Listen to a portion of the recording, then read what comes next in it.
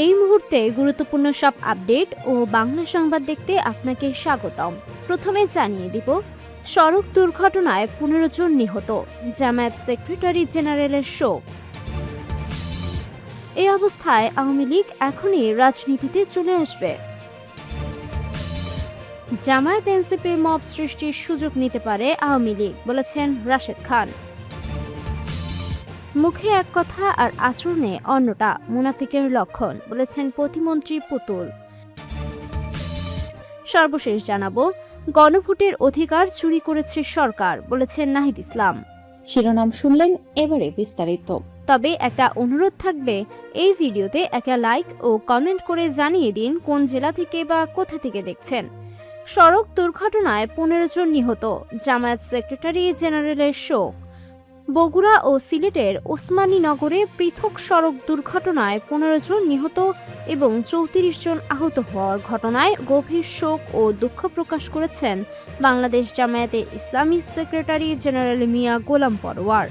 শুক্রবার 7 আগস্ট এক শোকবার্তায় মিয়া গোলাম পরোয়ার বলেন, বগুড়া নওগাঁ মহাসড়কে বাস নিয়ন্ত্রণ হারিয়ে কাজের সন্ধানে অপেক্ষারত শ্রমজীবী মানুষের ওপর উঠে যাওয়ায় 7 জন এবং ঢাকা সিলেট মহাসড়কে কাশিকাপনে দুটি যাত্রীবাহী বাসের মুখোমুখি সংঘর্ষে জন সহ মোট 15 জনের প্রাণহানির ঘটনা অত্যন্ত হৃদয় বিদারক ও বেদনাদায়ক।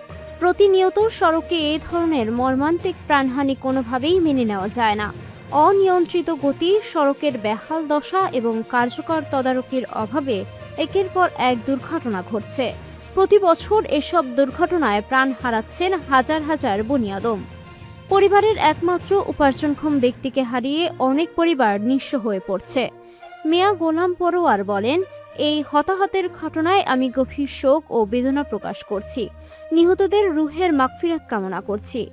তাদের শোক সন্তপ্ত পরিবার পরিজনের প্রতি গভীর সমবেদনা জ্ঞাপন করছি। একই সঙ্গে হাসপাতালে চিকিৎসাধীন আহতদের দ্রুত আরোগ্য কামনায় মহান আল্লাহর দরবারে খাস দোয়া কামনা করছি।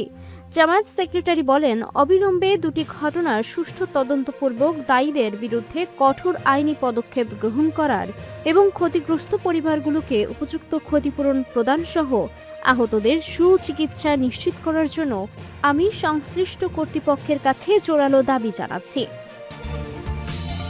এই অবস্থায় আওয়ামী লীগ এখন রাজনীতিতে চলে আসবে। কার্যক্রম নিষিদ্ধ আওয়ামী লীগের রাজনীতিতে ফিরে আসা নিয়ে প্রশ্ন তুলেছেন বাংলাদেশ জামায়াতের ইসলামীর আমির ও বিরোধী দলীয় নেতা ডক্টর শফিকুর রহমান। তিনি বলেন, আমরা মনে করি না এখনই তারা রাজনীতিতে আসুক, কারণ এই দেশের রাজনীতি তারাই হত্যা করেছে। তারা সন্ত্রাসের রাজত্ব কায়েম করেছিল, অসংখ্য মায়ের বুক খালি করেছিল, অসংখ্য মানুষ গুম হয়েছিল। গুম হওয়া সকলে ফিরে আসেনি এখনও। এই অবস্থায় আওয়ামী লীগ এখন রাজনীতিতে চলে আসবে। শুক্রবার 7 আগস্ট বাকেরহাট সার্কিট হাউসে সাংবাদিকদের সম্মানে এক মতবিনিময়ের সভায় তিনি এসব কথা বলেন। ডক্টর শফিকুর রহমান বলেন, এ পর্যন্ত আওয়ামী লীগ এই ঘটনার জন্য দুঃখ প্রকাশ করেনি। সামান্য কোনো অনুশোচনা নেই তাদের। যে দল এদেশের অসংখ্য মানুষকে গুম করলো, খুন করলো, অসংখ্য মানুষকে পঙ্গু করলো, একটা জেনারেশনের বিরুদ্ধে দাঁড়িয়ে গেল, তাদের কোনো অনুশোচনা দেখা গেল না। শুধু দল ভারী করার জন্য তাদের রাজনীতিতে আনা অন্যায়, জঘন্য অপরাধ। এই ধরনের জঘন্য অপরাধ কারো করা উচিত হবে না। তিনি সরকারের দায়িত্বশীল ভূমিকা পালনের বিষয়ে আলোকপাত করতে গিয়ে বলেন, দেশের শান্তি শৃঙ্খলা রক্ষার দায়িত্ব সরকারের। এই জায়গাটা সরকার যত সামাল দেবে, বাংলাদেশের তত সুন্দরভাবে পরিচালিত হবে। আমরা সংসদের ভিতর অবশ্যই সহযোগিতা করছি, যেখানে সহযোগিতা করার দরকার, আর যেখানে বিরোধিতা করা দরকার সেখানে বিরোধিতা করছি। জুলাই সনদ প্রসঙ্গে ডক্টর শফিকুর রহমান বলেন, এখন আমরা 2 মেরুতে আছি। দেশের 70% মানুষের রায়কে অবশ্যই সম্মান করতে হবে, কোনো অবস্থাতেই অপমান করতে দেওয়া হবে না। জামায়াত এনসিপির মব সৃষ্টির সুযোগ নিতে পারে আওয়ামী লীগ, বলেছেন রাশেদ খান। জামায়াতে ইসলামী ও এনসিপির নেতাকর্মীরা সচিবালয়ের সামনে মব সৃষ্টি করেছে বলে মন্তব্য করেছেন প্রধানমন্ত্রীর রাজনৈতিক সহকারী রাশেদ খান। তিনি বলেন, তারা বিদেশি অতিথিদের সামনে সরকারি অনুষ্ঠানগুলোতে মব সৃষ্টি করছে। জামায়াত এনসিপির মব সৃষ্টির সুযোগ নিয়ে ফ্যাসিস্ট আওয়ামী লীগ রাজনীতিতে ফেরার অপচেষ্টা করতে পারে। শুক্রবার ৭ আগস্ট বিকেলে ঝিনাইদহ সার্কিট হাউসে সাংবাদিকদের সঙ্গে মতবিনিময় সভায় তিনি কথা বলেন। রাশেদ খান বলেন, গণ অভ্যুত্থানের সময়ও সচিবালয়ে এই ধরনের পরিস্থিতি সৃষ্টি হয়নি, কিন্তু বৃহস্পতিবার সচিবালয় ঘেরাও এর নামে সেখানে মব তৈরি হয়েছে। জামায়াত একটি হটকারী দল, সুযোগ পেলে তারা 10 মিনিটের মধ্যে সচিবালয়ে অধিকাংশ কর্মকর্তা কর্মচারীকে বের করে দেবে। তিনি আরও বলেন, গত 5 আগস্ট জাতীয় কর্মসূচিতে বিদেশি কূটনীতিকদের সামনে এনসিপির আহ্বায়ক নাহিদ ইসলামের নেতৃত্বেও আরেকটি মব সৃষ্টি করা হয়। বিদেশি কূটনীতিকদের সামনে এই ধরনের পরিস্থিতি সৃষ্টি করে দেশকে অস্থিতিশীল করার চেষ্টা করা হচ্ছে। আওয়ামী লীগ যদি ফিরে আসে তবে তা জামায়াত ও এনসিপির মাধ্যমে ফিরে আসবে, আর আওয়ামী লীগ ফিরে এলে আমাদেরও মারবে, তাদেরও মারবে। রাশেদ খান আরও বলেন, তারা 1 সপ্তাহের মধ্যে সরকারের পতন ঘটাতে চায়। জামায়াত ভুলে গেছে তারা স্বাধীনতা বিরোধী শক্তি, কাজেই তারা কখনোই দেশের ক্ষমতায় যেতে পারবে না। ক্ষমতায় যেতে হলে জামায়াত এনসিপিকে অন্তত 10 বছর তাদের বিরোধী দলে থাকতে হবে।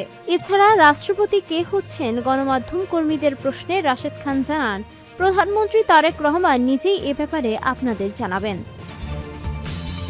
মুখে এক কথা আর আচরণে অন্যটা মুনাফিকের লক্ষণ, বলেছেন প্রতিমন্ত্রী পুতুল।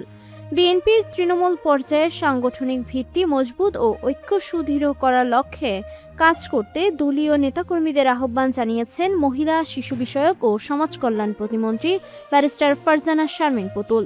পাশাপাশি বিরোধী দল জামায়াতকে ইঙ্গিত করে তিনি বলেছেন, কোনো কারণ কিংবা অজুহাত ছাড়াই সংসদে এক কথা এবং সংসদের বাইরে আরেক ধরনের আচরণ করা হচ্ছে।